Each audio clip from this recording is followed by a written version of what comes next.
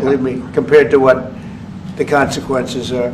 So I hope we can do something. Look, I have so many friends. These two men, I have great admiration for them because I know what they do for a living. Yeah. And that's a very hard living, going from city to city, from country to country, and hitting a ball 350 yards like they do. And better than you and I. Getting the ball in the hole. It's a very tough, with lots of people watching, right? Yes, That's a very tough living.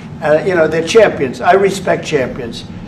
And I respect very much, and I think the country is very lucky. They really wanted to be here. That's true. They could be elsewhere. They could be on a beautiful fairway someplace, and they wanted to be here. I'm glad you brought So,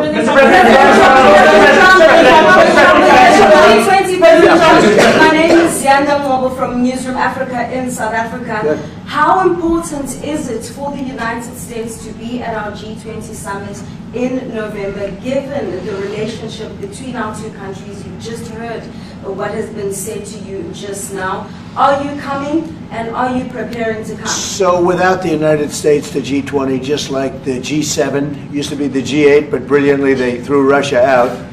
It would have been a lot better if Russia was in. You know, a lot of people would say, oh, that's not it. Because if Russia was in, you probably wouldn't have this war.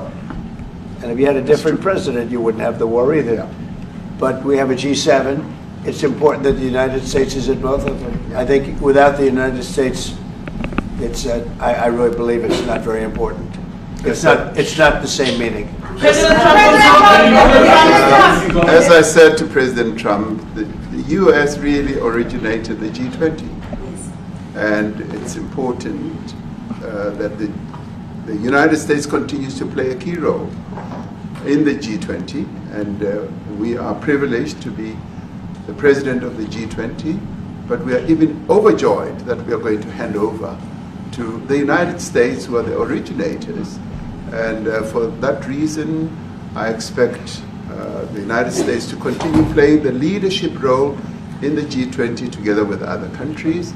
And I've said when I initially spoke to President Trump on the phone, I want him to come to South Africa for a state visit, and I also want him to come and participate in the G20. And I want to gladly hand over to President Trump to take the leadership of the G20 forward in November. Thank you very much. Thank you very much. Thank you. What is it going to take to convince you? They don't want to leave. They want you so much. How much do you need? Everybody, please keep moving. Thank you. Keep moving. Thank you.